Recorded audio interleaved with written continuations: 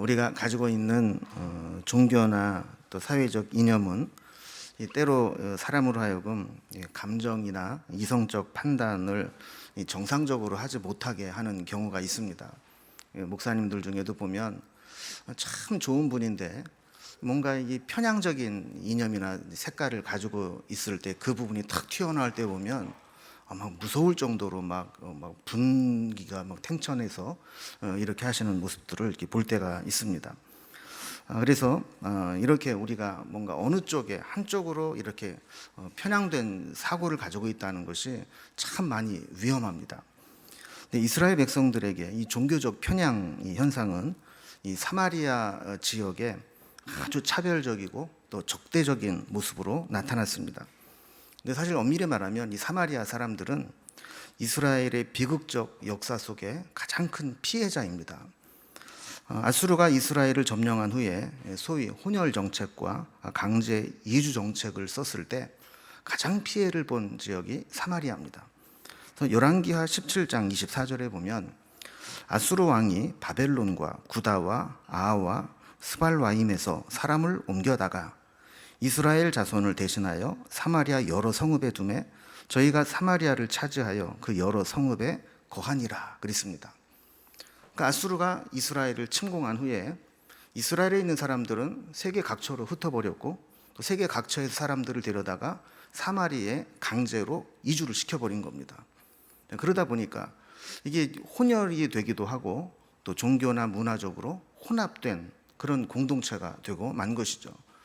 그래서 거기에 하나님 말씀을 전하게 될 때 세계 각국에서 우상을 섬기던 자들이 와서 이 하나님도 섬기고 우상도 섬기고 또 하나님을 섬기면서도 하나님만 섬기는 것도 아니고 우상도 아니고 이렇게 혼합된 종교를 갖게 되었습니다. 그러다 보니까 유대인들의 순수 혈통을 가지고 또 순수 유일 신앙을 지켜왔던 유대인의 입장에서 보면 저들이 뭔가 이단처럼 보이게 되고 뭔가 종교적으로 타락하고 변절된 것처럼 그렇게 여겼다라는 거예요. 근데 사실 가만히 보면 그들이 자발적으로 혼합주의에 빠진 게 아닙니다. 나라가 망하고 아수르의 강제 정책에 의해서 어쩔 수 없이 그런 피해를 입게 된 것이죠.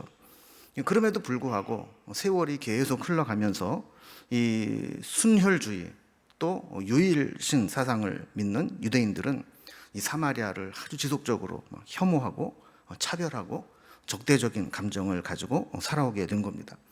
그래서 사마리아라고 하는 그 지역은 사실 지리적으로 보면 남쪽에는 유다, 북쪽에는 갈릴리를 인접한 아주 매우 가까운 이스라엘 한복판에 있는 지역이 사마리아 지역입니다. 그러나 정서적으로나 종교적으로 보면 결코 하나가 될 수 없는 마치 땅끝이라고 여겨질 만한 너무나 다른 감정을 가지고 있는 곳이 사마리아였다는 겁니다. 그런데 여기에 비해서 예수님이 오셔서 사역을 하시면서 이 사마리아를 그렇게 유대인들이 가지고 있었던 편향적인 시각으로 본 것이 아니라 예수님은 사마리아도 사랑하시고 그들을 품고 끌어안는 것을 보게 됩니다. 그래서 예수님께서 이 사마리아 사람들을 사랑하셨다는 것을 알 수 있는 것 중에 하나가 뭐냐면 이 사마리아에 와서 최초로 복음을 전한 분이 예수님이십니다. 그 사마리아의 수가성 여인을 만나러 예수님이 일부러 갈릴리에서 유다로 가실 때 사마리아를 통과해서 가시잖아요. 이렇게 사마리아를 사랑하셨어요. 이 성경에도 보면 이 사마리아 사람들에 대해서 좋게 기록한 부분들이 많이 있습니다. 대표적인 것이 누가복음 17장에 보면 예수님이 사마리아와 갈릴리 사이를 이렇게 지나가시다가 나병 환자 10명이 있는 곳을 이렇게 고쳐주신 적이 있어요. 그들에게 너 가서 제사장에게 너의 깨끗한 몸을 보여라. 그래서 가는 도중에 이 10명의 나병 환자들이 깨끗하게 나음을 입은 것을 보게 돼요. 근데 유대인 9명 나병 환자들은 깨끗이 나았을 때 그냥 바로 제사장에게로 가서 몸을 보이고 그 다음에는 기록이 없습니다. 근데 그 중에 딱 사마리아 사람 한 사람은 어떻게 했다고 그래요? 가던 길에서 돌아와서 예수님께 감사했다라는 거예요. 그래서 이 성경에 보면 이런 부분들이 종종 나옵니다. 유대인들은 하나님의 이 사랑으로 살지 못하고 믿음으로 살지 못하는데 오히려 사마리아 사람들이 믿음으로 반응하는 것처럼 그렇게 보이는 부분들이 많이 있습니다. 뿐만 아니라 요한복음 8장 48절에 보면 유대인들이 대답하여 이르되 우리가 너를 사마리아 사람이라 또는 귀신이 들렸다 하는 말이 옳지 아니하냐 그랬어요. 이게 무슨 맥락에서 나온 말이냐면 유대인들이 예수님과 논쟁을 벌이는데 예수님은 원래 갈릴리 사람인 걸 누구든지 알아요. 그런데 네가 사마리아 사람 아니냐, 너 귀신 들린 거 아니냐, 이 말을 하는 것이 옳지 않냐 이렇게 얘기했다는 거예요. 그러니까 이 유대인들이 볼 때 예수님을 마치 사마리아인처럼 취급을 하고 있었다 이렇게 볼 수 있는 거죠. 그러니까 그 정도로 예수님은 이 사마리아 사람들과 가깝게 친사마리아적인 성향을 나타내 보이셨다라는 것을 알 수 있습니다. 그러니까 역사적으로 가장 큰 아픔을 가지고 있었던 그 사마리아 사람들, 영적으로 가장 소외되고 힘든 시간을 보내고 있었던 사마리아 사람들을 예수님은 이렇게 품으셨던 것을 보게 됩니다. 오늘 본문도 마찬가지입니다. 오늘 본문에도 예루살렘 교회에 큰 박해가 있을 때 그들이 흩어져서 선교를 하게 되는데 첫 번째로 흩어져 간 곳이 바로 사마리아였습니다. 우리는 지난 시간 이제 우리 1절 말씀에 살펴보았듯이 이 스데반의 순교로 인해서 예루살렘에 대대적인 박해가 일어난 것을 보게 되었죠. 자, 그 결과 사도 외에는 다 유대와 사마리아 모든 땅으로 흩어졌다 그랬어요. 그러니까 교회에 교역자들 빼놓고는 다 떠나가 버렸다는 거예요. 그 중에 특히 빌립이라는 사람은 사마리아에 가서 복음을 전했고 많은 사람들이 이 빌립이 전한 복음을 받아들이게 됩니다. 그래서 6절과 7절을 보면 무리가 빌립의 말을 듣고 행하는 표적도 보고 한 마음으로 그가 하는 말을 따르더라. 많은 사람에게 붙었던 더러운 귀신들이 크게 소리를 지르며 나가고 또 많은 중풍병자와 못 걷는 사람이 나으니 그랬습니다. 그러니까 빌립이 가서 복음을 전하는데 말로만 전하는 게 아니라 하나님이 권능을 주셔서 표적을 행하기도 하고 더러운 귀신 붙었던 자들에게서 귀신이 떠나가기도 하고 또 많은 중풍병자와 못 걷는 사람이 나음을 얻는 그런 치유의 역사가 나타나게 된 겁니다. 자, 이러한 장면을 목격한 사람 중에 그 성의 사람들을 지금까지 미혹하고 영적으로 흔들고 있었던 마술사 시몬이라는 사람이 그 장면을 보고 세례까지 받고 빌립을 따라다니는 그런 역사가 나타난 겁니다. 오늘 본문은 이제 여기에 이어지는 내용입니다. 빌립이 복음을 전할 때 이런 놀라운 열매들이 있게 되었다라는 소식을 들은 예루살렘 교회에서는 이 사도들을 빌립이 있는 이 사마리아로 파견을 보냅니다. 그래서 14절 말씀 보면 예루살렘에 있는 사도들이 사마리아도 하나님의 말씀을 받았다 함을 듣고 베드로와 요한을 보내매 그랬습니다. 그러니까 처음에 이 예루살렘 교회는 이 사마리아 사람들이 말씀을 받았다, 예수를 믿었다 하는 말을 잘 믿지를 못했을 거예요. 아까도 설명을 드린 것처럼 유대인들은 이 사마리아 사람들이면 이방인의 개처럼 이렇게 취급을 하고 저들은 구원받지 못할 거야라는 어떤 편견과 차별 의식을 가지고 있었기 때문에 그들이 하나님 말씀을 받아들였다, 복음을 받아들였다, 이거를 잘 믿지를 못했을 거예요. 그래서 베드로와 요한을 파견을 보낸 겁니다. 확인을 하려고 한 것이죠. 근데 베드로와 요한이 와서 보니까 그들이 진짜 복음을 받아들인 것이 확인이 됐어요. 그들이 뭘 했느냐? 15절에 보면 그들이 성령 받기를 위해서 기도하니 그랬어요. 자, 왜 그들이 사마리아에 와서 하나님 말씀을 받은 자들에게 성령 받기를 위해서 기도했는가? 그 이유를 16절에 이렇게 설명합니다. 이는 아직 한 사람에게도 성령 내리신 일이 없고 오직 주 예수의 이름으로 세례만 받을 뿐이더라 그랬습니다. 어쩌면 이 사마리아 사람들은 처음에 이 빌립이 전한 이 복음을 전도를 받았을 때 그냥 마술사 시몬을 따르는 수준으로 이 빌립을 따랐는지 모릅니다. 12절에 보면 빌립이 하나님의 나라와 및 예수 그리스도의 이름에 관하여 전도함을 그들이 믿고 남녀가 다 세례를 받았다 그랬어요. 근데 겉으로는 믿는 것 같고 겉으로는 열심히 따르는 것처럼 보이고 심지어 겉으로 세례까지 받았지만 실제로 그들의 속사람이 변화되고 실제로 근본부터 믿음의 역사가 일어난 것은 아닐 수 있다는 것이죠. 여러분, 신앙생활이라고 하는 것이 어떤 면에서 보면 성령을 받기 전까지는 불완전한 신앙이라고 볼 수 있습니다. 예수 믿고 구원받는다고 해서 우리가 금방 능력이 생기거나 금방 인격이 변화되고 가치관이 바뀌는 게 아닙니다.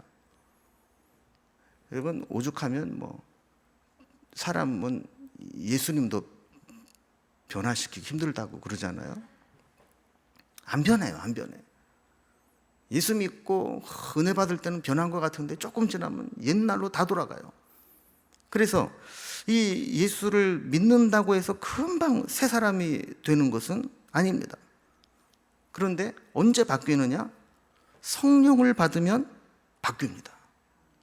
성령을 받으면 가치관이 바뀌고 인격이 달라지고 내 속사람을 죽일 수 있는 영적 능력을 얻게 됩니다. 그 성령의 변화된 능력으로 하지 않는 것은 다 껍데기고 형식입니다. 성령께서 진짜 우리의 이 속사람을 바꾸지 않는 한 우리는 진짜 성도가 되고 그리스도인이 됐다고 보기 어려운 것이죠. 그러니까 사마리아 사람들도 마찬가지였습니다. 빌립에 가서 하나님 말씀을 전할 때 받아들이고 세례까지 받았지만 그렇다고 해서 그들이 진짜 성도가 된 것은 아니었다라는 거예요. 이 베드로와 요한이 사마리아에 와서 사람들을 만나보니까 그들이 빌립을 통해서 전도를 받고 예수를 믿는다고 하는 거는 맞는데 보니까 성령이 임하신 적이 없어요. 그래서 17절에 보면 이에 두 사도가 그들에게 안수함에 성령을 받는지라 그랬어요. 자, 빌립이 복음을 전했고 사도들이 가서 안수하여 성령을 받게 했어요. 그럼 마치 고린도전서 3장 6절에 보면 나는 심었고 아볼로는 물을 주었으되 오직 하나님께서 자라게 하셨나니 이렇게 말씀하신 것처럼 빌립은 가서 복음을 전했고 두 사도들이 가서 안수하여 성령이 그들에게 임하게 하셨다라는 거예요. 그럼 여기 성령을 받았다. 사실 이 말은 이제 신학적으로 좀 이렇게 논란이 될 수 있는 표현입니다. 성령이 그렇게 주고받을 수 있는 것인가? 표현부터 시작을 해서 그럼 예수를 믿는 것하고 성령의 임하심하고는 시간적으로 다른 것인가? 여러 가지 이 성령론에 대해서 이 논란의 여지가 있는 이 본문이기도 합니다. 그리고 우리가 언제 성령을 받는다고 알고 있습니까? 교리적으로는 예수를 믿을 수 있게 하는 것 자체가 성령의 역사입니다. 고린도전서 12장 3절에 보면 성령이 아니고는 누구든지 예수를 주라 시인할 수 없느니라 그랬어요. 그러니까 우리가 예수님을 내 주님이라고 시인하고 고백할 수 있는 것 누가 하시는 일이라고요? 성령님이 하시는 일이라는 거예요. 저는 이제 모태신앙으로 신앙생활을 하다 보니까 예수를 믿는 게 그냥 당연하게 받아들여졌어요. 근데 신학교에 가서 이런저런 논증을 하고 배우고 또 신학들을 이렇게 공부하면서 이렇게 예수 믿는다는 게 정말 대단한 거구나 하는 생각을 하게 됐어요. 여러분, 우리가 예수님을 본 사람이 없잖아요. 또 하다못해 단군 할아버지 그러면 우리 이렇게 조상이라니까 좀 정이라도 가지. 예수님은 우리와 시간적으로도 그렇고 공간적으로도 그렇고 아무 상관이 없는 분이에요. 그런데 우리가 말씀만 가지고 그 예수님을 내 주님이라고, 내가 주님을 위해 살겠다고, 내 인생을 거기에 걸고 내 영원한 생명까지 거기에 걸고 살아갈 수 있는 거, 여러분 이게 어떻게 가능하냔 말이에요. 그래서 제가 신학을 공부하면서부터 깨달은 게 뭐냐면 이거 이제 성령의 능력이 아니고는, 성령의 역사하심이 아니고는 우리가 맨정신으로는 예수님을 주라고 고백할 수 있는 거, 이거 불가능한 거구나, 이거를 깨닫게 되었어요. 그러니까 이 사마리아 지역의 이 사람들에게 하나님의 말씀을 받아들였다, 라고 하는 것은 이 성령이 역사하지 않으면 이 불가능한 일인데 왜 베드로가 그들에게 안수할 때 성령을 받았고 그 전에는 성령이 내리신 적이 없다 이렇게 했을까? 사도행전에 보면 종종 이제 표현적으로 그런 것이 있습니다. 그러니까 교리적으로는 우리가 예수를 믿는 것 자체가 성령의 역사이시지만 성령이 정말 임하게 되었을 때 사람들에게는 겉으로 확인할 수 있는 특별한 현상이 나타나는 경우가 왕왕 있었다는 거예요. 그 오순절 성령 강림 사건 같은 경우는 어떤 변화들이 나타났습니까? 그들이 성령이 임하는 시각적인 것들을 봤어요. 그리고 뿐만 아니라 그들의 언어가 바뀌었어요. 그것이 뭐 외국어가 되었든 영적인 언어가 되었든 방언을 하게 되었어요.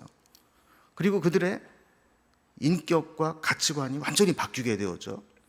그래서 그 전까지만 하더라도 예수님을 부인하고 도망 다녔던 자들이 성령을 받고 나니까 막 세술에 취한 사람들처럼 밖에 나가서 막 전혀 딴 사람처럼 사는 모습들을 보여주게 됐어요. 여러분, 우리가 가끔 가다가 그런 어떤 뭐 집회에 참석을 한다든가 영성훈련을 참석을 한다든가 그러면 가끔 은혜를 좀 심하게 받으면 좀 헷가닥하는 경우가 있는 것처럼 보일 때가 있어요. 그래서 어떤 때는 그 어떤 영성훈련에 참여하고 오면 그때 얼마나 울었는지 그 테이블에 막 티슈가 있어요. 티슈가. 그러면 그 막 은혜가 될 때마다 여기저기서 막 티슈 뽑아다가 막 눈물 닦고 그래. 그게 한동안 가요. 그래서 갔다 오고 나서 나중에 집에 와서도 티슈만 보면 그 은혜 받은 게 생각이 나가지고 또 울어요. 그래서 뭔가 좀 은혜를 좀 심하게 받으면 이게 뭔가 제정신이 아닌 것 같고 또 뭔가 겉으로 드러나 보기에도 저 사람 좀 이상한데 뭐 이렇게 느끼는 그런 변화가 있다라는 거죠.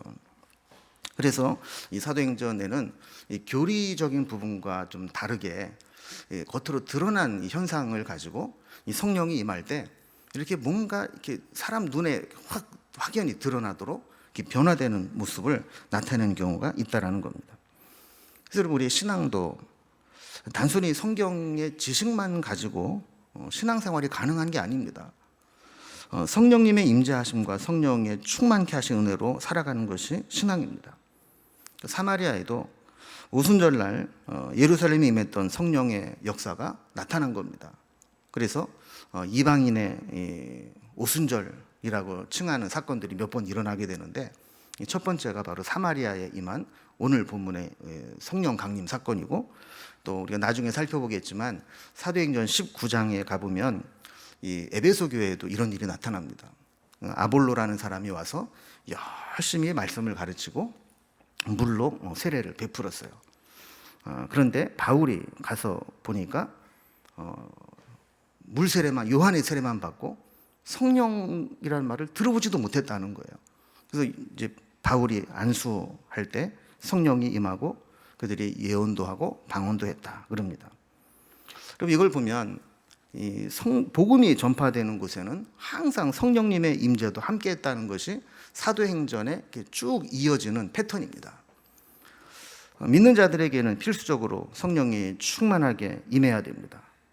성령의 능력으로 살아야 합니다.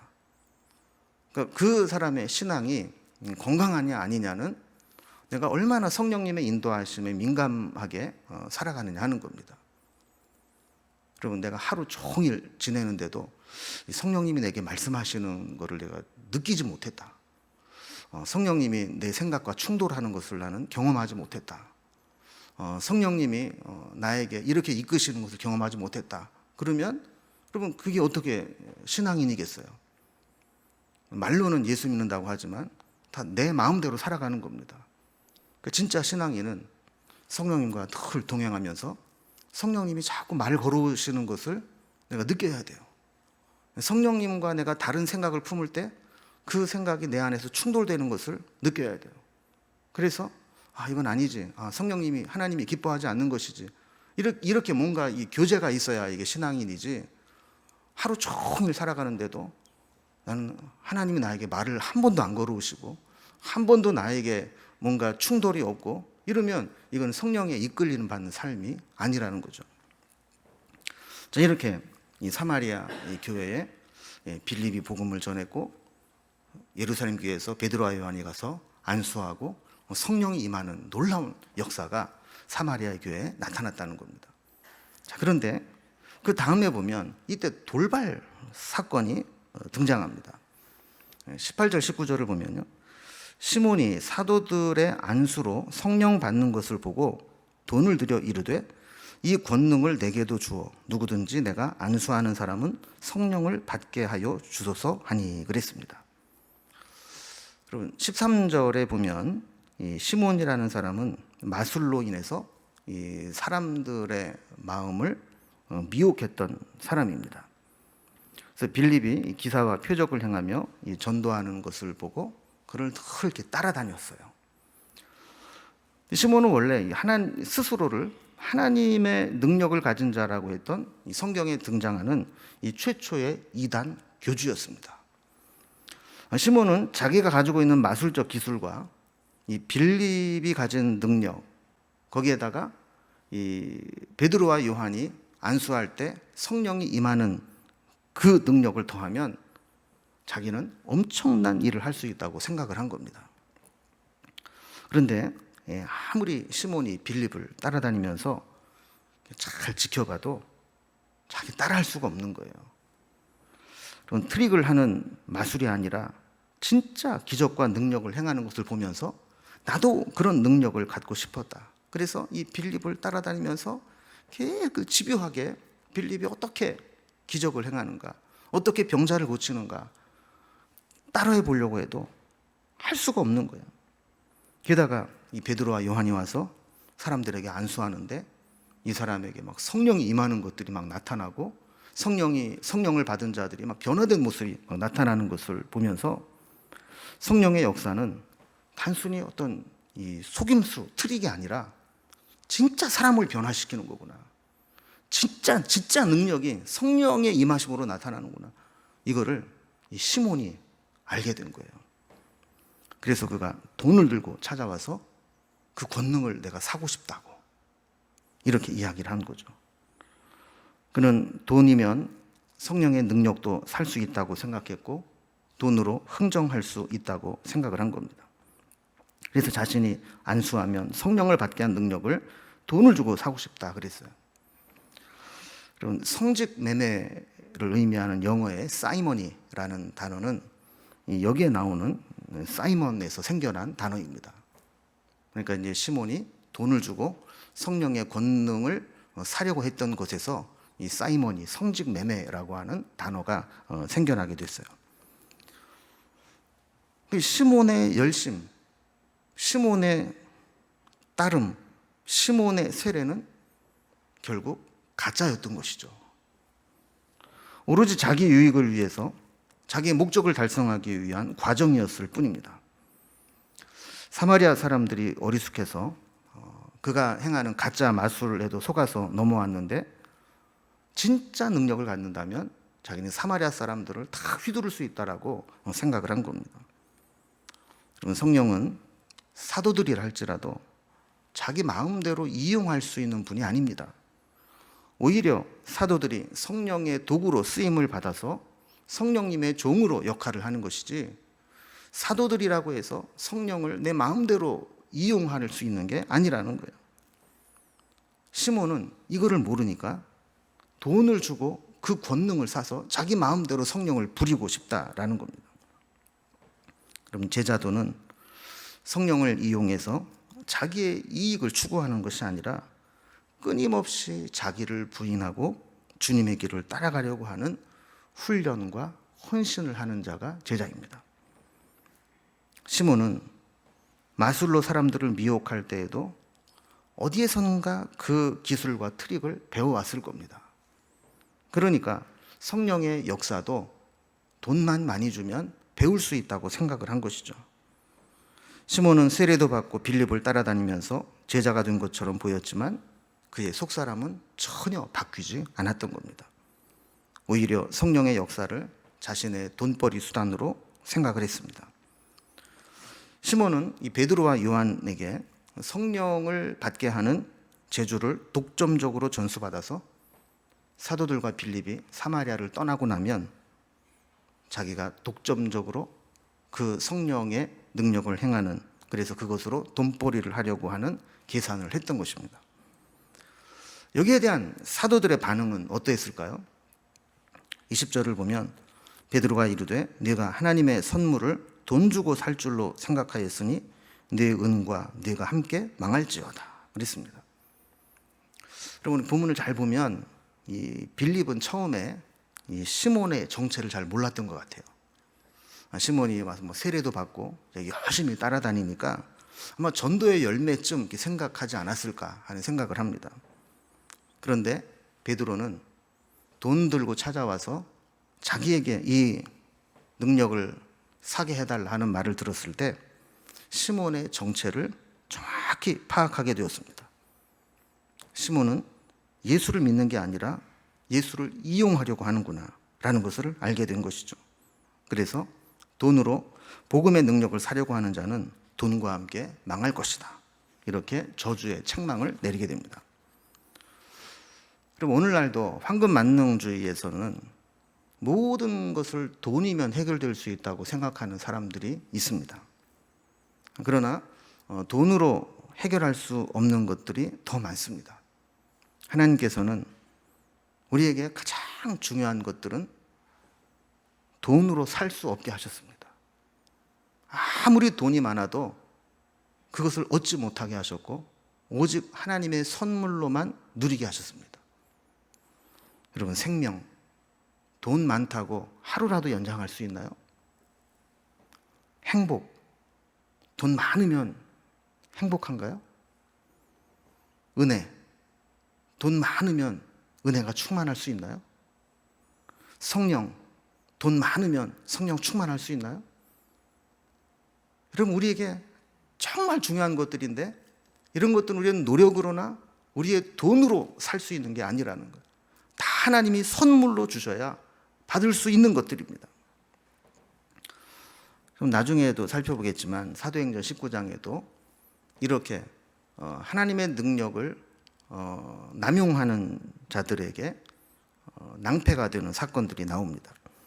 이 바울이 복음을 전하면서 기적을 행하니까 돌아다니면서 마술을 행하던 유대인이 시험을 해봐요.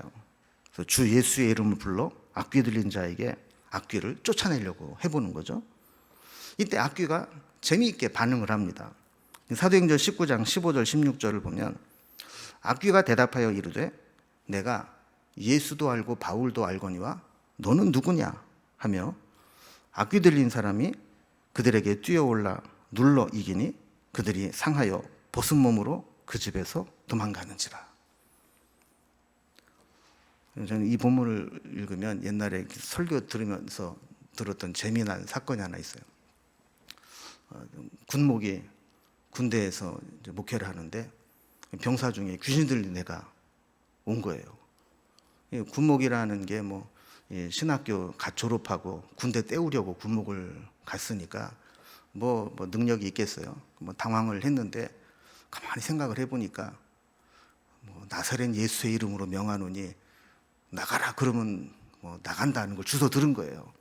그래서 이 귀신 들린 병사한테 나사렛 예수의 이름으로 명하노니 나가라 그랬더니 귀신이 그랬대잖아요. 야, 군목도 목사냐? 이랬대잖아요. 여러분, 성령의 능력은 지식으로 되는 게 아니고 형식으로 되는 게 아니지 않습니까?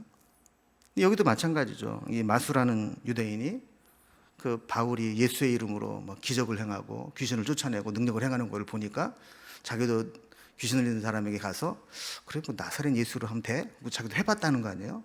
그러니까 귀신이 뭐라고 그랬어요? 그냥 웃기고 있네. 내가 예수도 알고 바울도 아는데 너는 누구냐?